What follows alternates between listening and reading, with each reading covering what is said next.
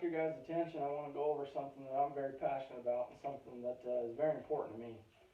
Something that I believe is one of the key elements to our safety, not only as individuals but as a nation. Not to mention the fact that these are the reason we are a nation, and they're the reason that we are able to celebrate the freedoms that we get to enjoy every single day. I just kind of want to go over different uses, different applications, and the differences in firearms to help battle the stigma around these. Because as somebody who's uneducated and untrained, this can be scary. Obviously, if somebody walks in sporting one of these into a bank, you're probably going to freak out a little bit. I'd probably butt pucker a little bit too, but I concealed carry, so I'm not too worried about it. But first, I want to go over just the different kinds of weapons that we have here. This is the dreaded assault rifle. This is something that politicians and people who really are that scared of guns or uneducated want to take away from all of us. It's a semi-automatic firearm.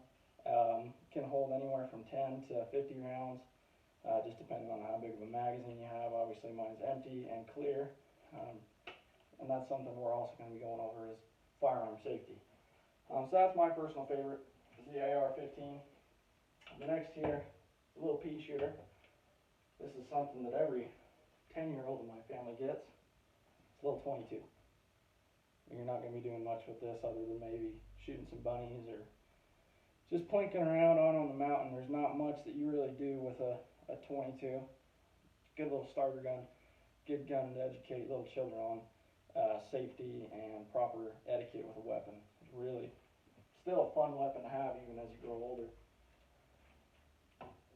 This next one here is my deer rifle.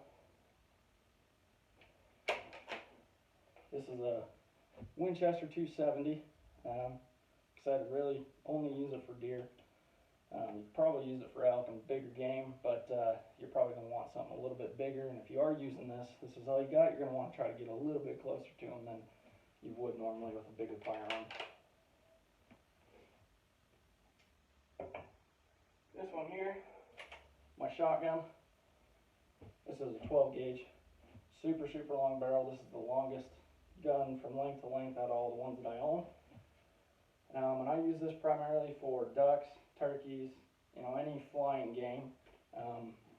The other thing a lot of people will do is they'll cut them off here, make it quite a bit shorter, and use it as a home defense weapon, which is great.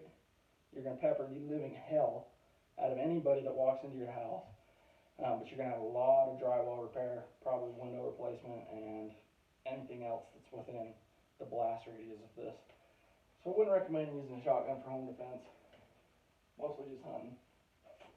And last, not least, preferably one of my favorite weapons is my 9mm pistol here. This is my concealed carry. This weapon goes everywhere that I go, and I shoot this probably more than anything else. That way I'm trained and I know the limits on my firearm and know how to use it.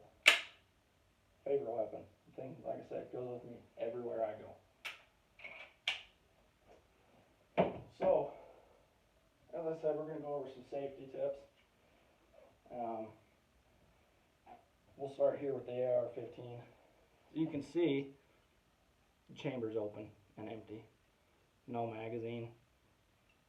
There's nothing coming out of this gun. But I'm still going to exercise caution because every weapon that you touch, you consider to be loaded. You never point something that you don't want to shoot. You always keep your finger off the trigger. In the military, they call it indexing, trigger discipline, what have you. That is always something that you do.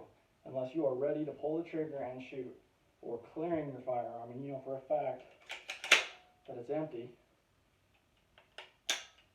you don't pull that trigger. Now, these weapons